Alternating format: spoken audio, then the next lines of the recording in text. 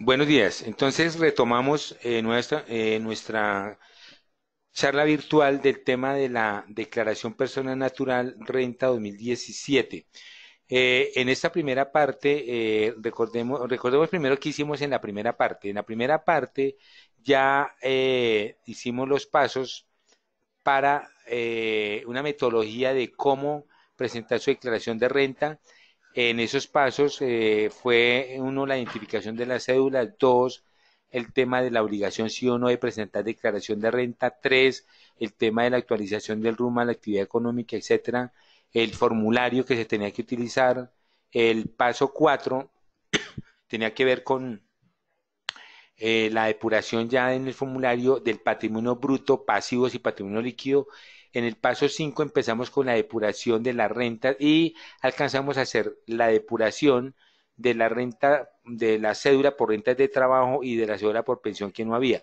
Y calculamos el impuesto, recordando que para calcular el impuesto se va por parejas. La primera pareja era la renta líquida cedular por rentas de trabajo, o sea, una vez depurada, más la renta líquida cedular por pensiones, y fuimos a la tabla y nos dio un impuesto X. En este momento, el compromiso fue: arrancamos con preguntas, ojo, en lo que tenga que ver con, ojalá, rentas de trabajo, porque todavía no hemos abordado las rentas de capital, las rentas no laborales, ni los dividendos ni participaciones. Entonces uno encuentra aquí preguntas interesantes que vamos a mirar en la medida de que sirvan para todos, vamos contestando. Por ejemplo, Sonia, desde muy temprano se empezó preguntando que un comerciante persona natural que reciba ingresos por aprovechamientos excedentes, ¿en qué cédula debo declarar? Yo creo que a Sonia le quedó claro desde la primera intervención que el comerciante es comerciante. Si además de ser, o sea, como con actividad de comerciante, de una vez aterriza en la cédula no laboral, y si además recibe ingresos por aprovechamiento de ese mismo tema que vende, pues obviamente lo accesorio sigue a lo principal y todo será comerciante, a no ser que sean unos aprovechamientos que tengan que ver con otro tema, pero pues yo asumo que el aprovechamiento tiene que ver con su renta, con su renta de ¿qué? Comercial. Siguiente pregunta de Marta, dice que explicación de cálculo de la renta presuntiva. Todavía no le puedo explicar porque no he llegado allá, pero para que usted sepa, hay un tema de renta presuntiva que se le va a restar a la proporción de las rentas exentas. Sin embargo, mientras tanto, bueno, vamos contestando, y si esa es su única pregunta, le recomiendo tener abierto su estatuto en el artículo 189. Joaquín pregunta que si un contribuyente con actividad como principal empleado tiene arrendado un apartamento y unos CDTs bancarios y adicional tiene unas acciones. Mi pregunta es: ¿para declarar renta como persona natural debe actualizar el RUT? Claro que sí. Entonces ya, Joaquín, por eso es que yo hice una explicación inicial donde muchas preguntas de estas quedaron ya resueltas, porque es que allá lo que dijimos es que en el paso uno usted determina el contribuyente a qué está dedicado. Por eso es que aquí, si es empleado, se supone que tiene rentas de trabajo, entonces aterriza en esa cédula. Si aparte tiene arrendado un apartamento, ese mismo ejemplo que estamos haciendo acá, eso es una renta de capital que vamos a mirar más tarde, igual que los rendimientos que recibe por CDTs, etcétera. Eso, entonces, las acciones sí tienen otra cédula aparte, que son cédula por dividendos y participaciones, que es la quinta cédula.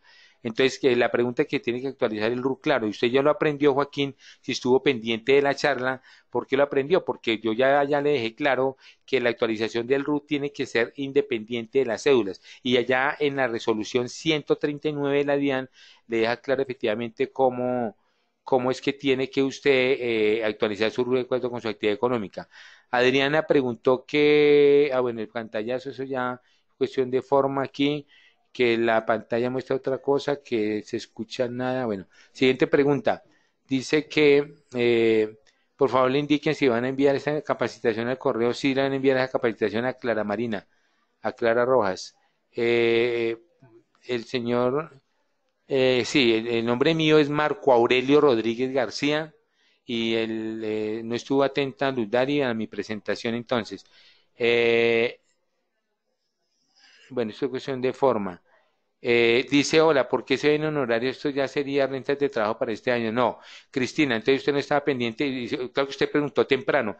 Ya le quedó claro a Cristina y a todos los participantes acá que es que los honorarios toda la vida, desde hace más de 30 años, son rentas de trabajo.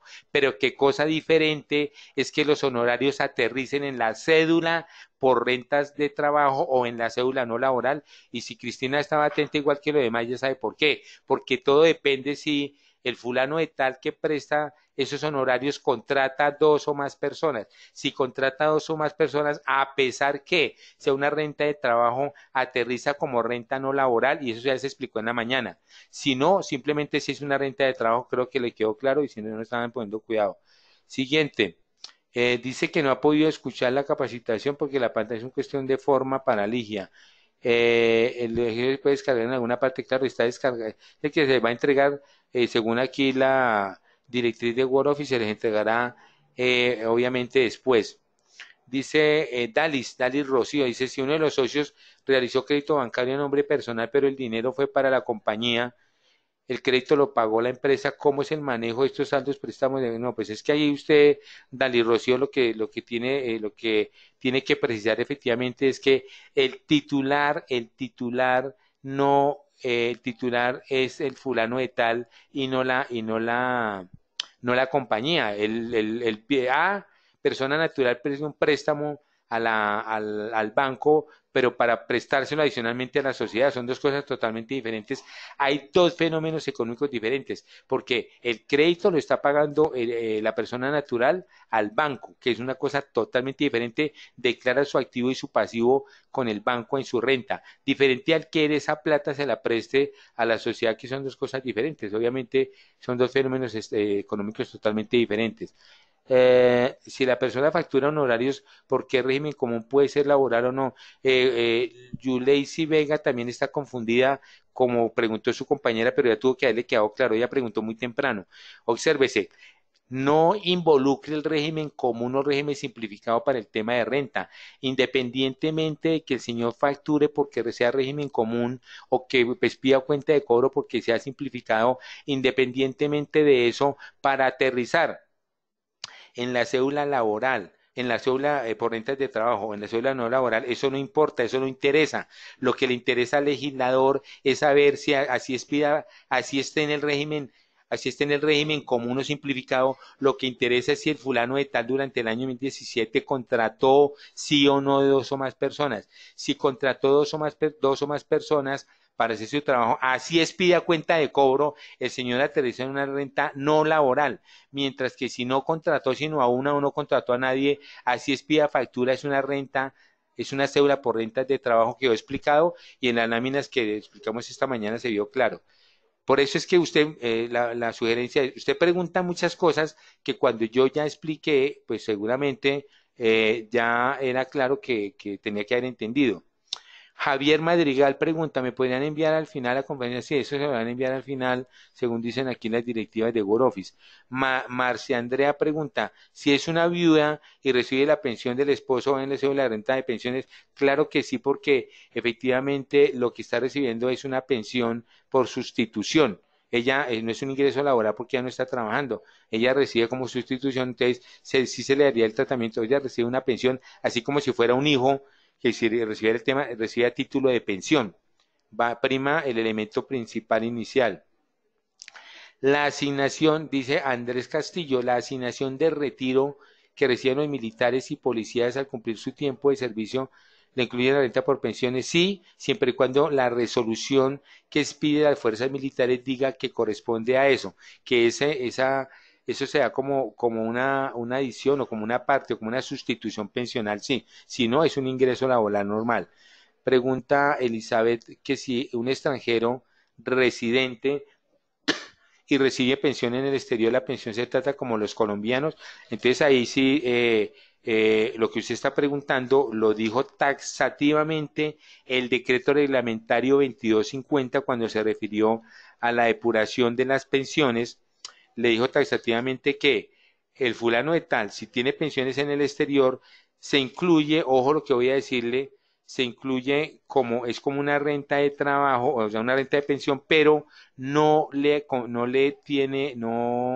tiene el beneficio de la pensión en Colombia, porque ¿cuál beneficio me estoy refiriendo? Que es que de acuerdo con el numeral quinto del artículo 206 del Estatuto Tributario, los pensionados tienen una renta exenta hasta de 1000 VTs, según dice el numeral quinto del artículo 206. Ojo, y son 1000 VTs mensuales, o sea que serían 12.000 VTs en el año. Si son 1000 VTs mensuales, significa que si un pensionado se gana mensualmente más de 31, se ganó el año pasado más de 31 millones 859 mensual, o sea, multiplique eso por 12 mensual, eso es una renta exenta. O sea que, por eso es que la mayoría de pensionados en Colombia, pues todo lo que se gana en renta exenta, porque aquí en Colombia son muy pocos los pensionados que se ganan en forma mensual más de 31 millones de pesos. Entonces, ¿qué es lo que dijo el decreto reglamentario para la pregunta que hacen acá?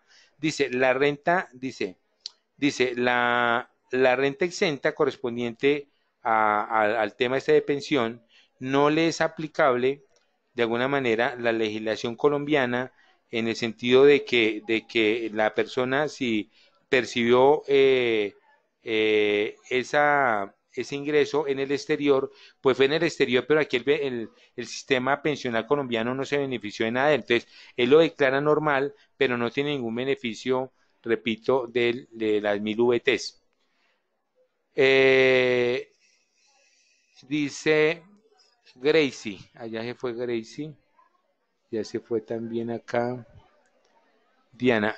María, en esa renta de capital irían los arrendamientos de los taxis, sí. Todos los arrendamientos de bien mueble o inmueble iría en rentas de capital, claro que sí. Si es trabajador, pregunta Helmut, si es trabajador independiente y le pagan en una cuenta de ahorros en donde gana unos intereses muy pocos, esos intereses se envían por renta de capital, sí. O sea, es que no, cuando el legislador habló de rendimiento financiero, no habló si eran bajas, si eran altos, si eran chiquitos, si eran pequeños, no, o grandes, no. Simplemente es un rendimiento financiero y como tal, todo rendimiento financiero se van por rentas de capital. Pregunta Cindy. Buenos días. Si una persona es pensionada por enfermedad laboral, esta renta está en parte, pero claro, es que recuerde Cindy Paola que la pensión es por pensión por jubilación, invalidez, vejez o muerte. Entonces una persona puede, claro, pues estar enferma, la presente fue que la pensionaron. Por eso es que recibe ese estipendio y obviamente hace parte sí de las rentas por pensión. Dice Yes Javier, la rentabilidad obtenida en una participación fiduciaria hotelera se considera renta de dividendo y la respuesta es, ¿cómo se la certificaron? Usted está mirando el certificado. Si el certificado de la entidad fiduciaria se lo certifica, es como un rendimiento de la fiducia, son rendimientos financieros, renta de capital, pero si le está certificando por dividendos, es por dividendos y participación. Entonces tiene que detenerse esa cómo se lo certifica la fiducia, porque en eso, de la entidad fiduciaria, a veces no se complica la vida con el portafolio de inversión, sino simplemente certifica unos ingresos por concepto de un capital que está allá y simplemente sería rentas de capital más no dividendos y participaciones. Para que usted lo clasifique como rentas por ende de participaciones, tiene que decir eso y tiene que decir con base en qué año fue que obtuvieron los dividendos o las participaciones. Dice que si está, ya sabemos que si va a estar disponible el material. Dice, pregunta, bueno, ha salido este señor, ya se salió, se fue. Dice André Muriel, si tengo los certificados pero no coinciden con lo reportado por la entidad de la DIAN, ¿qué ahora debería reportar? Lo real. Lo real es que la DIAN, atención, ¿la DIAN qué reporta? Pues la DIAN reporta lo que dicen los terceros y es posible que los terceros tengan errores, pero si usted está viendo el certificado, lo está mirando, pues obviamente usted debería tomar lo real ahí. Ahora, digamos que en gracia discusión, en lo que le pasa a uno en la vida real, a veces uno lo que debe hacer es obrar por exceso y no por defecto. Si yo tengo un certificado por 100 pesos y la información de la DIAN que dice que son 120, pues y usted no tiene forma de corroborarlo, pues por ahora tome los 120 sabiendo que está por encima de lo que le dice el certificado, pero haga el cruce de información directamente con la persona que le reportó el tercero y dígale que entonces le reportó mal para que haga el ajuste. Como hay empresas que no hacen esos ajustes y no corrigen, usted tiene el problema ante la DIAN, porque la DIAN va a tomarlo siempre como mayor. El deber ser es el que el tercero le certifique lo que es y que le corrija a la DIAN para que usted no quede de alguna manera con una posibilidad de fiscalización más adelante. Dice Luis Meri que para personas que tienen que hacer en Colombia renta mundial, porque estuve por más de 183 días en el país, solo incluye el patrimonio del exterior, los ingresos y costos, no, bueno, no sé qué más dice ahí. No, le recuerdo la norma general. Y además recuerde, Luz Mary y todos los asistentes, que los 183 días no es el único requisito que hay que mirar. Le sugerí leer el artículo 9 y 10 del Estatuto Tributario porque allá el legislador señaló otros requisitos adicionales para saber si el fulano de tal es residente o no residente. Para la pregunta en concreta, pues es obvio que si el fulano califica como residente, tiene que declarar sobre todo en Colombia, a la DIAN, tiene que declarar sobre todo su patrimonio mundial y sobre su renta mundial. Y al revés, si no es residente, es que declara únicamente sobre su patrimonio de renta de fuente que está ubicada en Colombia y su ingreso de fuente nacional, no más, no hay más ahí. ¿Qué más preguntan acá? Que en cuanto al tema de las cesantías que son consignadas en los fondos, van en ingreso rentas por el trabajo al igual que los intereses de cesantías, pero ¿qué pasa cuando yo hago retiro de esas entidades que ya no sería una renta de trabajo y sería una renta no laboral? No, señor. Lo que pasa es que esa pregunta que hace Claudia es muy interesante para todos porque, y vamos a hacer ahí una pausa. Observen para todos los asistentes, vamos a hacer una pausa para explicar el tema de las cesantías porque sí cambió. Ojo, le cambió la vida, no la reforma tributaria, le cambió la vida fue el decreto reglamentario 2250 del 2017. Nos cambió la vida a las cesantías del tratamiento de los últimos 100 años, le repito. En los últimos 100 años era claro para efectos tributarios que las cesantías se realizaban como ingreso para el trabajador, Claudia, y los asistentes, únicamente cuando, en tres casos, cuando despedían al trabajador, si lo despiden hoy, y hoy qué es, hoy es 26 de julio, pues simplemente al señor liquide, háganle la liquidación y se le pagan las cesantías que lleva el año. Primer caso, cuando le pagaban momento de retiro del trabajador. Uno. Dos, cuando el trabajador utilizaba esas cesantías para vivienda o para educación. No había más casos. O sea que lo que le estoy diciendo es que hasta el año 2016 las cesantías que le consignan a uno en los fondos de cesantías no era un ingreso tributario. Eso lo dijo el decreto, la norma, la ley, la doctrina de la DIAN, y en los últimos 100 años, nunca hemos considerado las cesantías como un ingreso cuando nos las consignaban en los fondos de cesantías, solamente en el momento del retiro, concreto cuando se les pagaban al trabajador, pero no en los demás casos. Ahorita no fue la reforma tributaria, fue el decreto reglamentario que nos cambió la vida. El decreto reglamentario 2250, el decreto reglamentario 2250 de diciembre del año pasado, en el artículo sexto, que sustituyó algunos artículos del DUR, en el artículo del DUR exactamente el 12127, le repito, 12127, habló de la realización de las cesantías y dijo que a partir del año grabable 2017, observe que es a partir del 2017, el auxilio de cesantías y los intereses sobre las cesantías se entenderán realizados en el momento del pago del empleador directo al trabajador o en el momento de consignación al fondo de cesantías. ¿Qué significa eso? Eso significa que los 100 años nos cambiaron porque es que ahora ya apenas le consignen en el fondo de cesantías, usted de una vez tiene que colocarlo como si lo estuviera en el bolsillo. Eso no operaba en los últimos 100 años, no operaba porque es que el legislador tributario había dicho que era únicamente cuando usted utilizaba eso para vivienda, utilizaba para salud o cuando usted efectivamente tenía la plata en el bolsillo porque lo estaban liquidando. Entonces ahora, como nos cambia la vida, estamos hablando de que si usted está haciendo la declaración de renta del año 2017, usted tiene que colocar como ingreso realizado, que es el ejemplo nuestro, es porque usted sí recibió las cesantías. Obviamente, ya con la abreviación que hace el decreto reglamentario, que recuerde, el decreto sale en diciembre, incluso tocaría mirarlo en forma retroactiva desde el 1 de enero, porque sale en diciembre, entonces nos toca decir que las cesantías que le consignaron a usted en febrero 15 del año 2017 que corresponden a las cesantías del 2016, a usted ahora sí le toca colocar esas. Pero viene una duda, si le toca colocarla como ingreso, viene una duda. ¿Qué pasa con las cesantías que yo tenía en el fondo de cesantías, el saldo que tenía hasta diciembre del año grabable 2016? ¿Qué pasa con eso?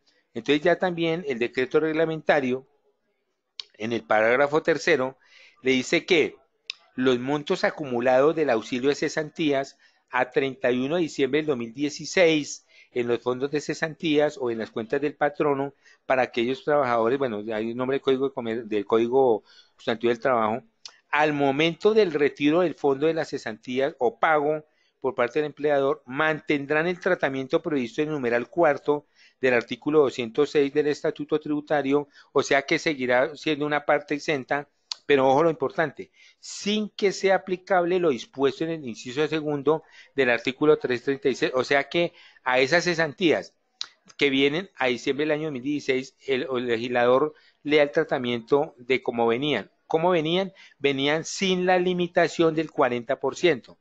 Conclusión, que usted ahorita en su renta del año 2017, usted puede tener unas cesantías pagadas o consignadas en su fondo de cesantías. Si corresponden al año, si corresponden únicamente a lo que venía del año 2016, que se causan, pero que las pagan en el 2017, eso es un ingreso normal, las cesantías del 2016, que se las consignaron en febrero del 2017, es un ingreso que usted tiene que declararlo en renta y si hace parte del 40%, que es diferente a los saldos que usted trae desde hace 20 años y que están acumulados a diciembre de 2016, entonces el legislador le respeta cómo venían. ¿En qué sentido? Que sí le sigue aplicando la renta exenta, pero que no le aplica la limitación del 40% del artículo 336. Eso es lo que dice para los que están ahí participando el numeral del DUR tributario, el 12127. Le repito, 12127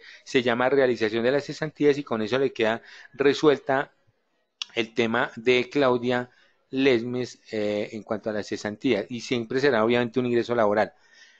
Dice Sandra, no, ya esto ya, que sí se la van a entregar a todos los que están pidiendo que se la van a entregar, que sí.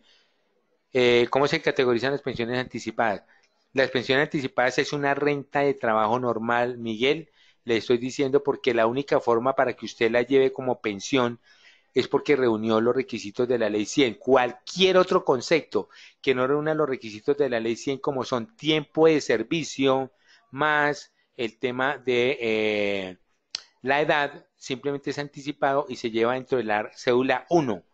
Recuerde que aquí cédula 1 es renta de trabajo, 2 pensiones, 3 capital, 4 no laboral y 5 dividendos y participaciones.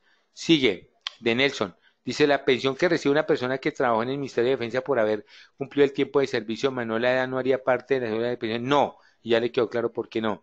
Sigue, esto ya está, no está aquí, ya tampoco está,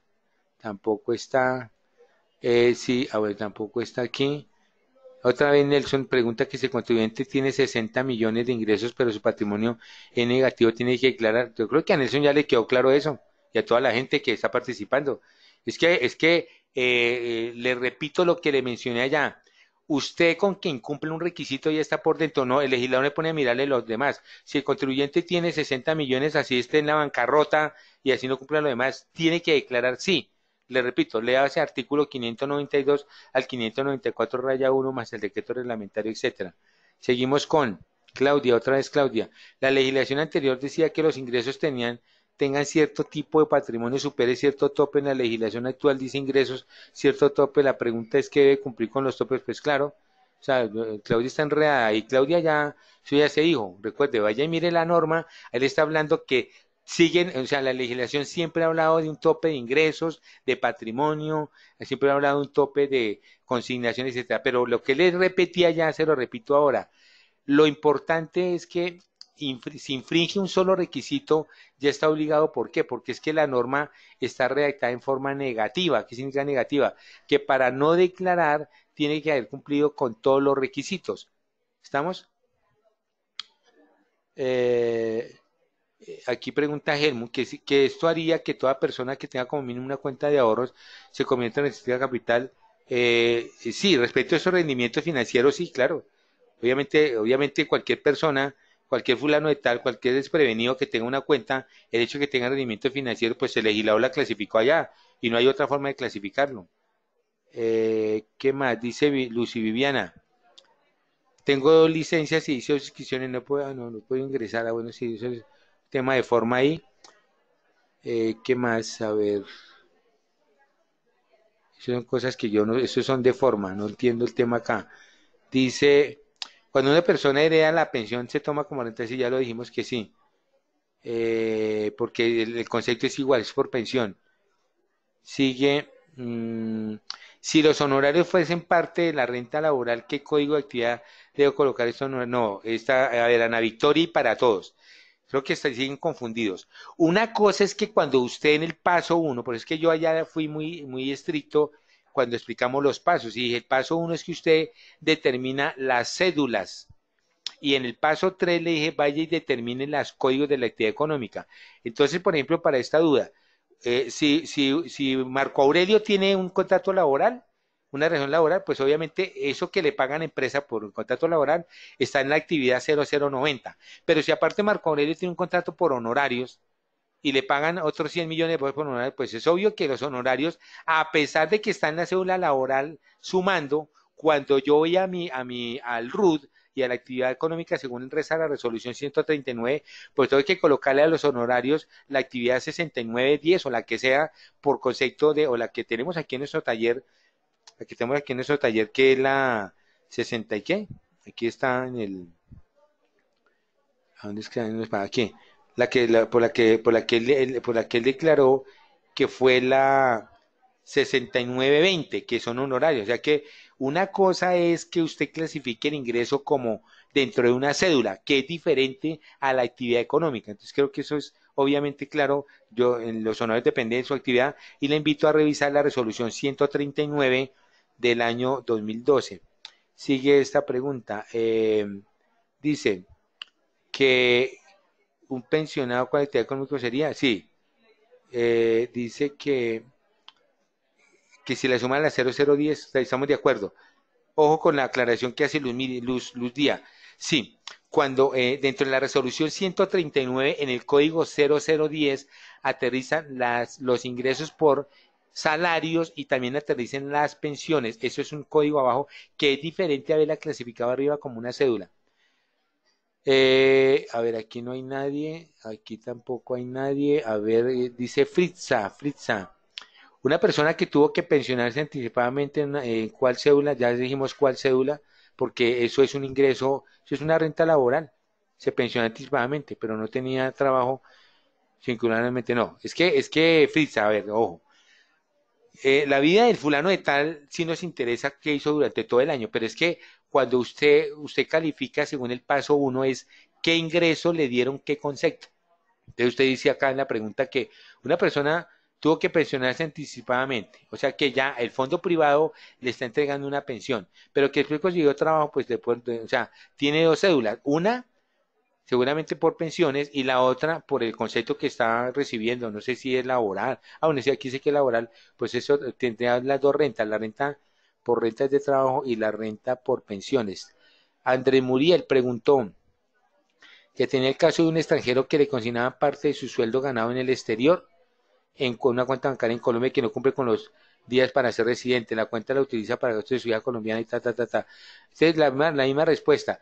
Es que Andrés y toda la gente se está deteniendo en los 183 días. Yo no sé, yo no conozco la otra realidad del fulano. O sea, usted para poder aconsejar a Andrés y todos los asistentes, tiene que no solamente quedarse con esos 183 días.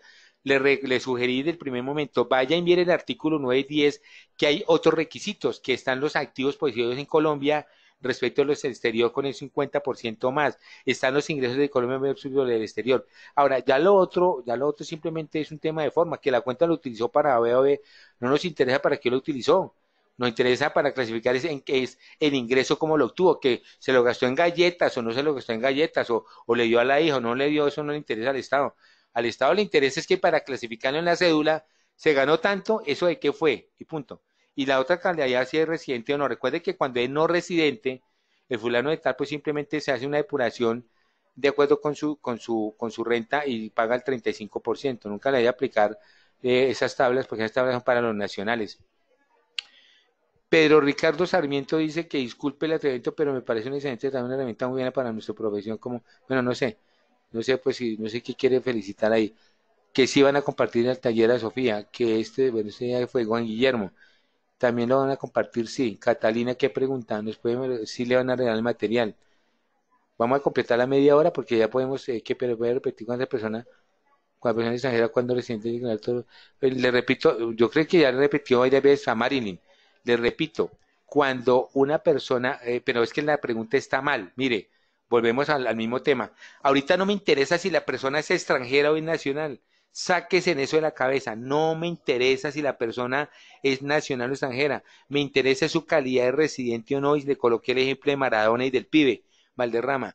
Maradona, cuando usted va y lo mira ante el espejo del artículo 9 y 10 del Estatuto Tributario, puede ser residente para efectos fiscales y el pibe Valderrama puede ser no residente. Entonces, quítese de la mente el tema de extranjero o nacional. Ahora usted tiene que medirlo es por residente o no residente, porque ya la pregunta está mal infundada. Entonces, vuelvo a repetirle, cuando se es residente para efectos fiscales, se declara sobre toda la renta mundial y patrimonio mundial.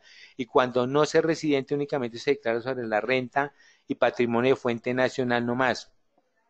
Dice Ángela, las personas naturales obligadas a llevar contabilidad deben presentar la renta también por el formulario 210. Entonces, la respuesta que le dimos es sí, porque recuerde que es que le faltó a usted la palabra clave. Estamos hablando de una persona natural que es residente. Si es residente, sí, todas las personas naturales, residentes, obligadas y no obligadas a hacer contabilidad, utilizan el formulario 210, porque el formulario 110 únicamente quedó para Bavaria, para Bianca, para todas las personas jurídicas y para las personas naturales que son no residentes en Colombia. Ya se repetió varias veces.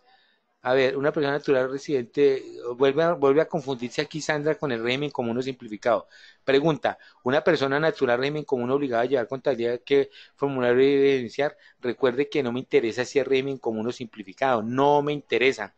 Eso es para efectos de IVA, para efectos de renta me interesa es saber si el fulano de tal es residente o no, y si está obligado o no a llevar contabilidad, si es residente, independientemente de que esté obligado o no, el formulario 210. Cuando no es residente, formulario 110 y se acabó.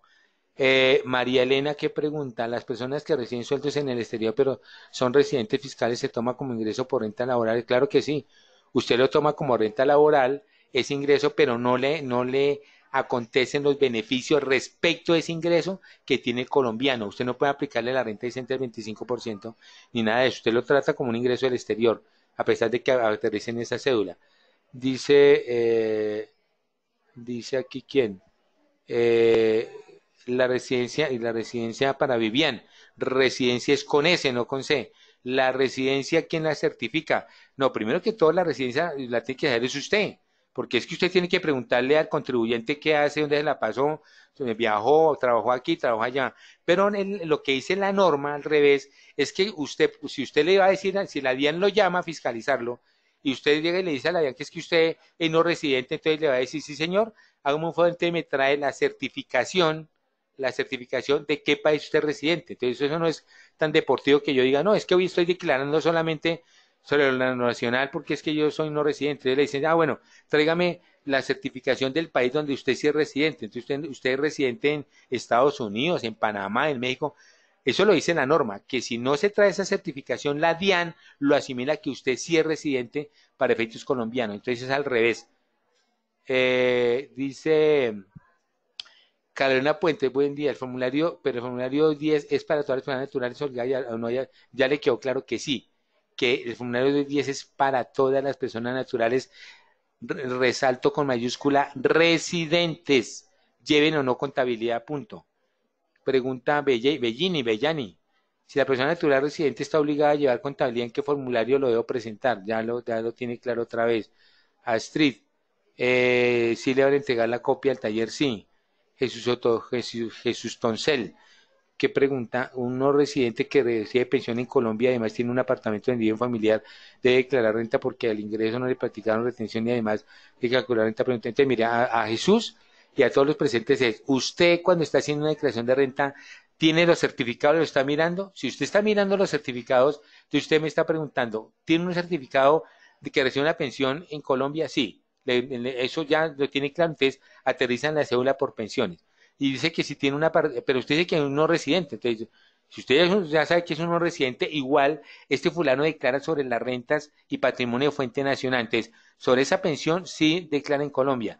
Ahora, que dice que tiene un apartamento donde hay un familiar, que en última no nos interesaría quién vive allá, pero digamos que para qué es la pregunta, y debe declarar renta porque el ingreso que le practican, ¿cuál ingreso? Porque es que no sé si el familiar le paga arrendamiento o no, aquí no es clara la pregunta, además presuntiva no. Entonces, para que le quede claro a Jesús y a los asistentes, usted, por eso es que yo fui muy exegético en los pasos, entonces se me perdieron mucho de los pasos, porque es que muchas preguntas que usted hace quedaron resueltas en los pasos. En el paso número 1, que era determinar las cédulas, usted le quedó claro que ojo, y además, las cédulas usted las tiene que determinar, obviamente, es para el residente, porque en el otro, usted va a presentar la declaración en el formulario 110, entonces no entiendo la consonancia de una pregunta con la otra. Mari Jimena, o sea, solo hablan dos formularios y no aplican sí. María Jimena, María Jimena que es de la familia de apellido Rodríguez. Le quiero decir que entonces María Jimena no desde hace casi ya 2 años hubo una reforma tributaria y el imán y el IMAS, eso ya es olvido. Esas figuras extrañas que entraron en nuestra legislación colombiana ya no existen. Duraron solamente 4 años esas figuras extrañas, del 2014 al 2016, ya no existen. Ahorita ya existen, es el tema de las cédulas. A Olga Lucía, que dice, si una persona natural es régimen común, vuelve a reconfundirse con el régimen común. Pregunta qué es, ¿sería el entorno laboral? No, es que, ojo, si es régimen común, vuelvo y repito, el régimen común es para IVA. Usted para renta tiene que clasificar es a qué se dedica el fulano y en qué cédula lo aterriza. O es una renta de trabajo, o es una pensión, o es una renta de capital, o es una no laboral, o qué es. Eso, lo que usted me está diciendo ahí, que fueron porque por restaurante, porque entonces tiene un restaurante, pues el fulano no tiene duda en que esos ingresos son por comercio, aterrizan en la no laboral, la cédula número 4. ¿Qué más aquí pregunta Paula? Los pensionados que no residen aplican las tablas, ya le quedó claro que no. El pensionado cuenta con el decreto reglamentario no le aplican una tabla porque tiene una tarifa específica que es el 35%. Si la persona natural que realizamos la renta en años anteriores era persona natural régimen común, ¿en qué formulario? También Paula está atrasada. Recuerde, no me interesa el régimen común o simplificado porque el comité de formularios de la DIAN solamente diseñó dos formularios. Uno, 210 para todas las personas naturales residentes y el 110 para no residentes y se acabó.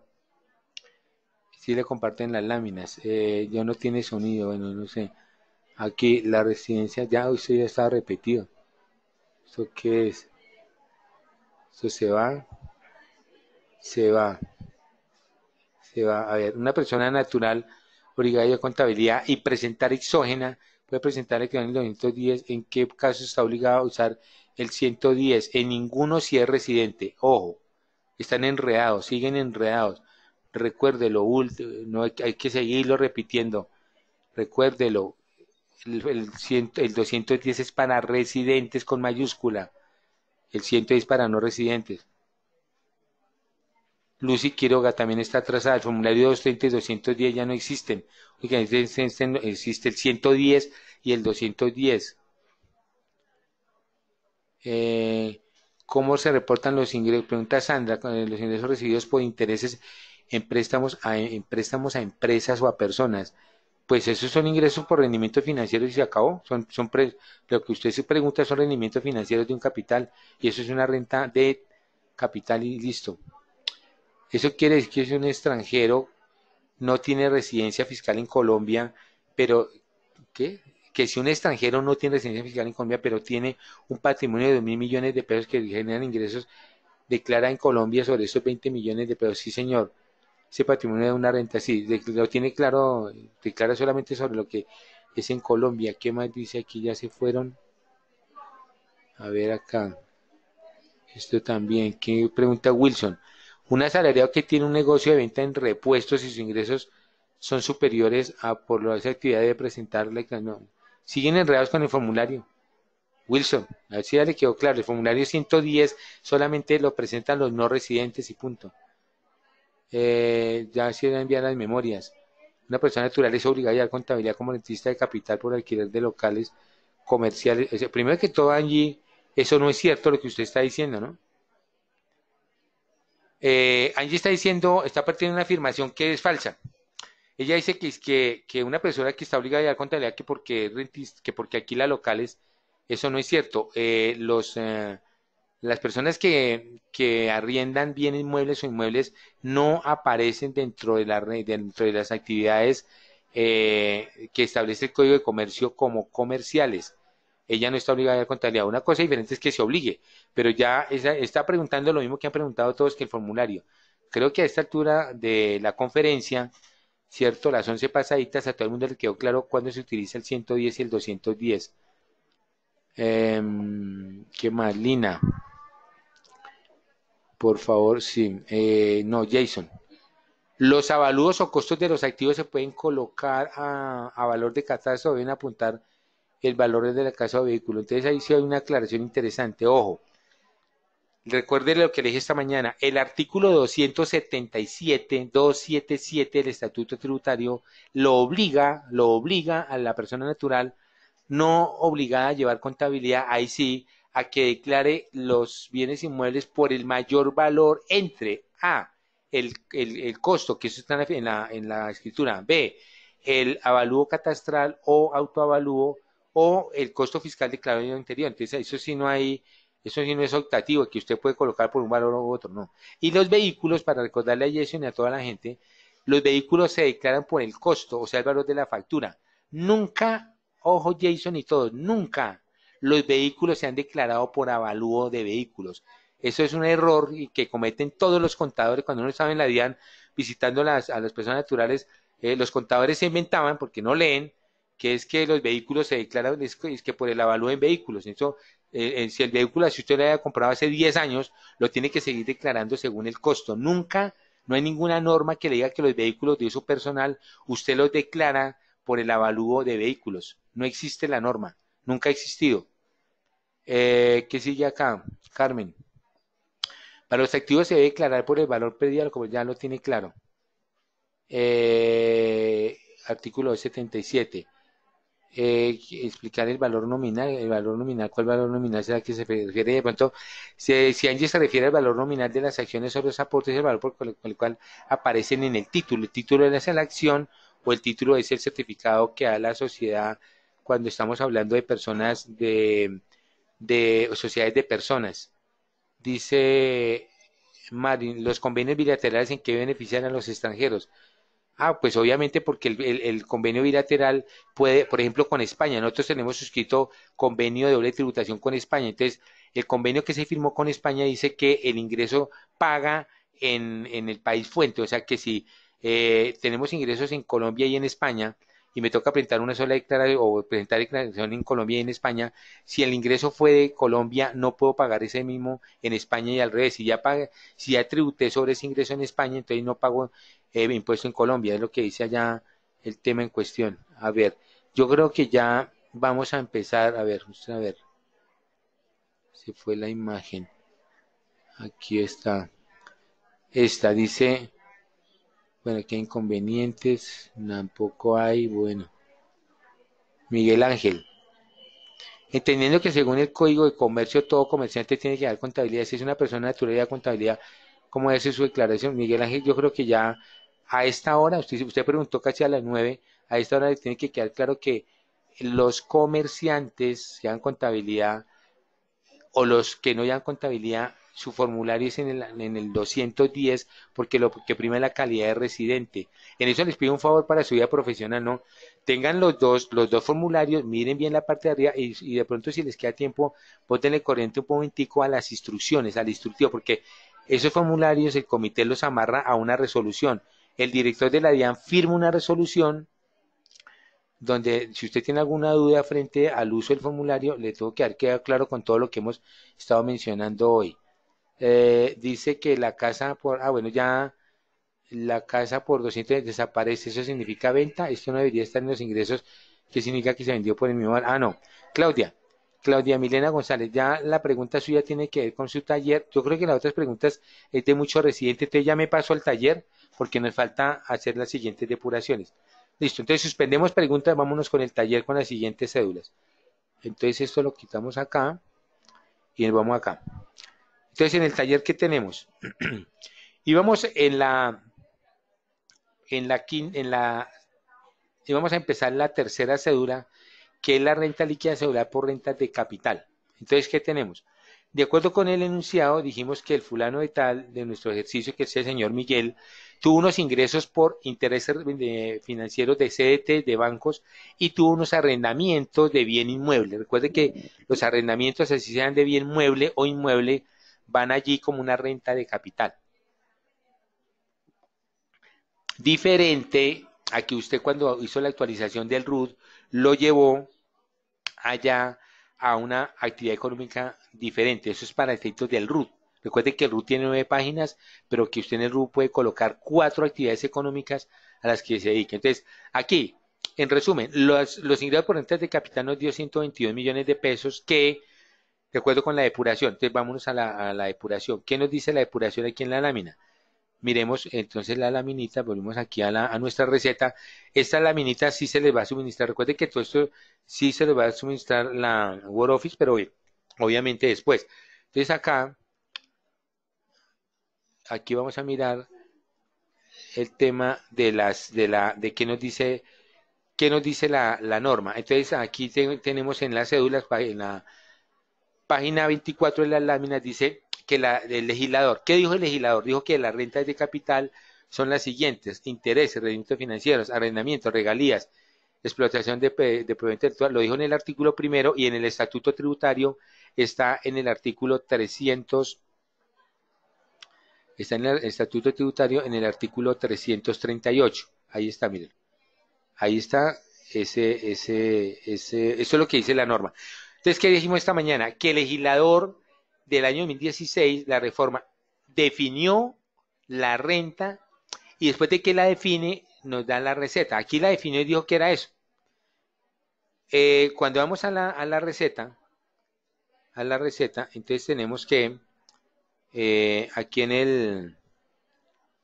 ver,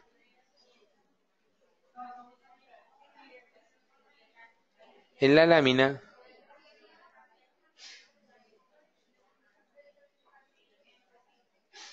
lámina, a ver si tenemos...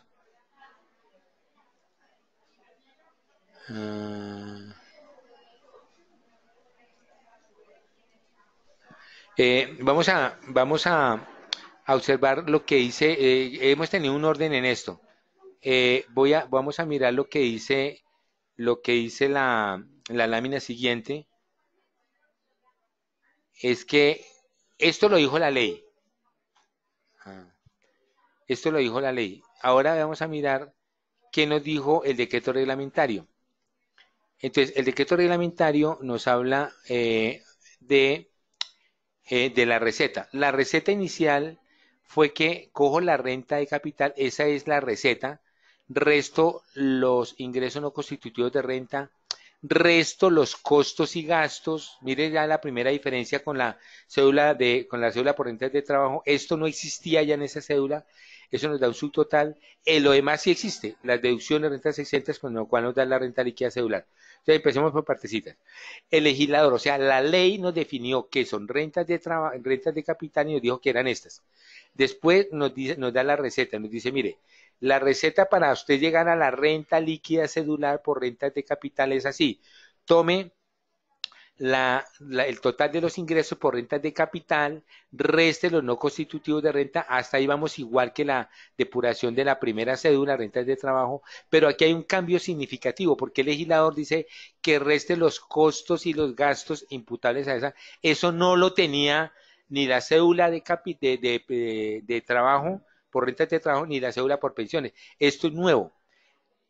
Eso nos da un subtotal 1 y ahora le restamos las deducciones de la renta exenta. Miren el otro cambio importante.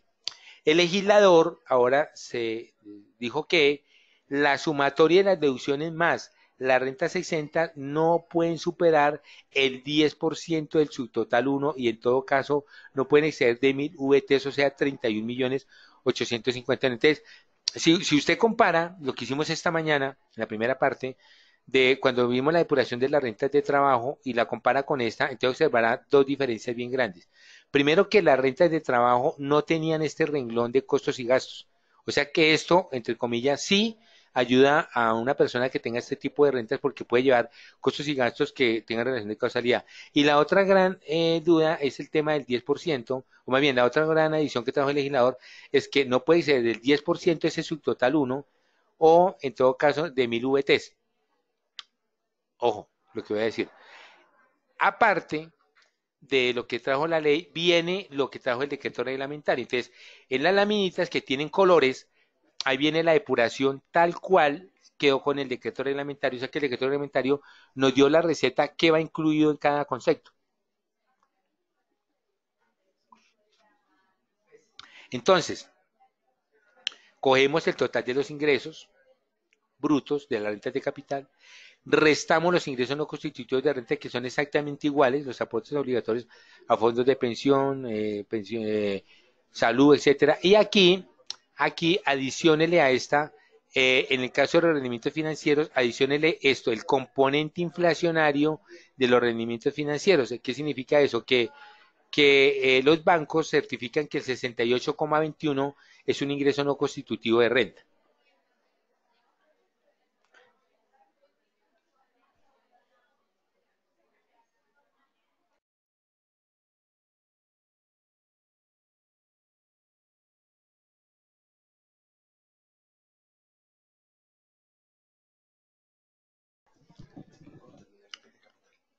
Entonces,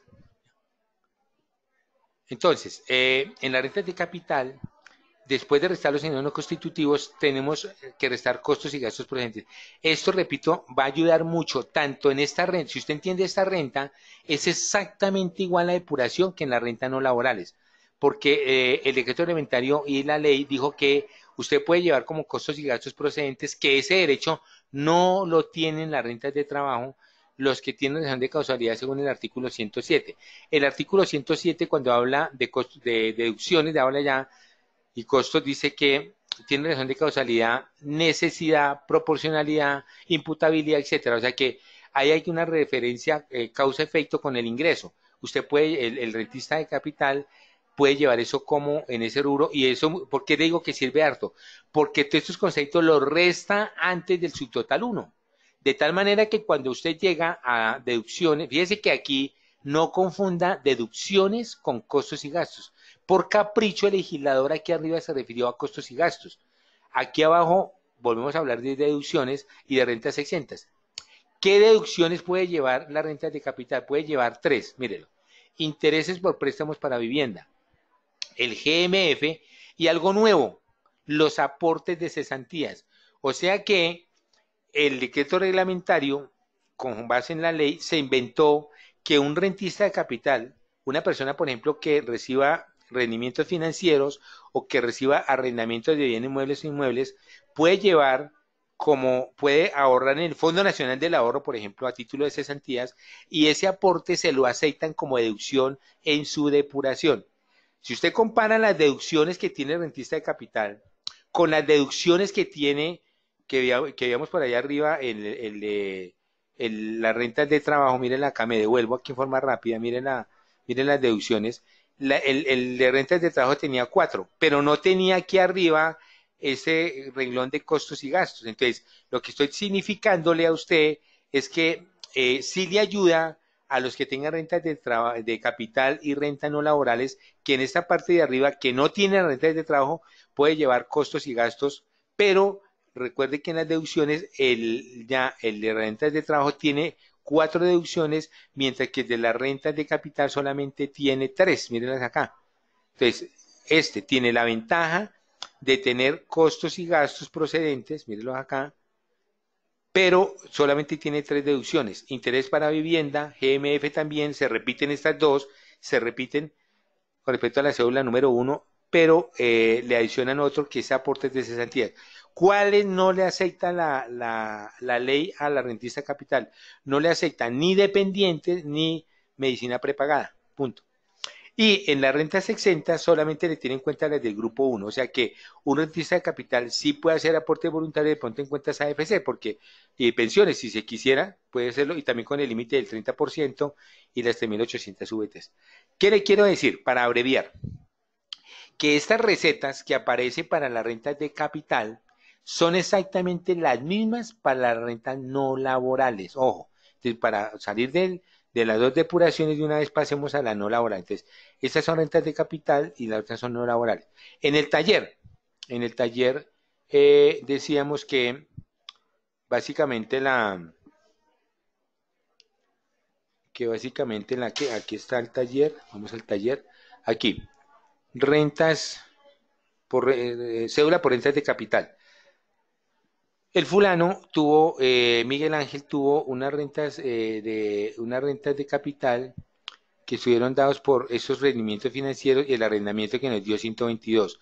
Restamos los ingresos no constitutivos que correspondió al componente inflacionario que, si usted observó lo que dijo el decreto reglamentario, es el 64.21 de los rendimientos que están certificados por el banco. Entonces, el 64.21 nos dio 48 millones tanto de los rendimientos financieros como de CDTs como de bancos. Eso se restan los costos y gastos, en este caso con relación de causalidad. En el enunciado del taller, tenemos que este fulano, aquí está el enunciado está por acá, y en el enunciado por aquí en la parte de abajo dijimos que el fulano tuvo unos gastos, por ejemplo, por vigilancia del apartamento arrendado, etcétera, etcétera. De estos gastos que aparecen aquí, fue los que tomamos para efectos de nuestro taller. Mírenlos acá. Entonces tenemos acá gastos de vigilancia, reparaciones locativas y predial. Estos tienen relación de causalidad con la renta. Recuerde que el predial, por ejemplo, está en el artículo 115 del Estatuto Tributario, donde el legislador señaló que son impuestos deducibles además del predial, también es el de industria y comercio, avisos y tableros, y el 50% del GMF. Entonces, eso lo estamos llevando aquí como costos y gastos. Después viene en deducciones, de acuerdo con la lamita que allá, llevamos el 50% del GMF. Entonces, aquí viene un asterisco. Usted va a preguntar, ¿por qué está llevando los 6 millones acá si es que ya lo llevó en la renta 1? Porque usted se acuerda que en la renta 1 perdimos beneficios, mírelo, me devuelvo. Como en la renta 1, entonces ya viene un tema de planeación tributaria de usted con su cliente. Resulta que en la renta 1, cuando hicimos la depuración, y comparamos con el 40%, nosotros sacamos una conclusión. Mire la conclusión acá. La conclusión fue que usted perdió beneficios tributarios por 12 millones, no, el total, a ver, aquí está, por 30, es esta. Cuando suma las deducciones más las rentas exentas, ahí están, ¿usted cuánto pierde de beneficios tributarios? Viene 39 millones. Entonces usted, en una planeación, en la vida real, usted cambia el certificado. ¿Cuál? Como ya pierde eso allá en la cédula 1, usted el certificado lo pasa para la cédula tal, o sea que le cambia nuevamente esa depuración. Vamos a terminar.